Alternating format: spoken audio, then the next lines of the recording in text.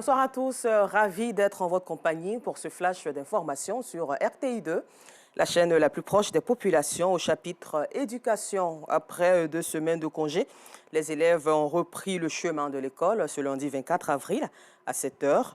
Dans certains établissements, la reprise est totale. Les élèves reviennent des congés de Pâques avec beaucoup de défis à relever pour le 3e trimestre qui est très court, tandis que dans d'autres écoles, la reprise est timide. Une occasion donc pour les directeurs d'école d'exhorter élèves et professeurs à la reprise pour relever les défis de ce 3e trimestre.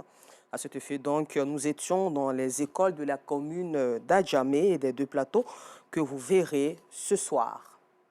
Et puis après la célébration de l'aide El Filtre le vendredi 21 avril, le travail a repris aussi dans les administrations. Agents et chefs de service se sont remis à la tâche à les différents postes et services. Notre équipe de reportage a fait le constat dans quelques administrations dans la commune du Plateau et de Cocody. Ce lundi toujours marque au lendemain de la fête du Ramadan. Les commerces et le secteur du transport ont repris aussi leur activité. Notre constat à Cocody, Rivera et à Djamé dans les gares routières qui étaient chargées de monde.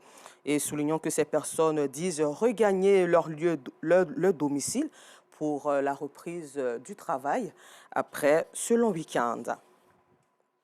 Et toujours dans cette même atmosphère de la reprise, ce lundi matin, il était impossible pour les automobilistes dans la commune de Cocody d'aller rapidement d'un quartier à un autre ou de rejoindre son service. À 9 heures, tout était presque bloqué, engendrant des retards au service, à l'école et tout point de vente. Le constat de Théodore Zouzou et Joël Gosset vous sera aussi proposé ce soir à 19h30 sur RTI2.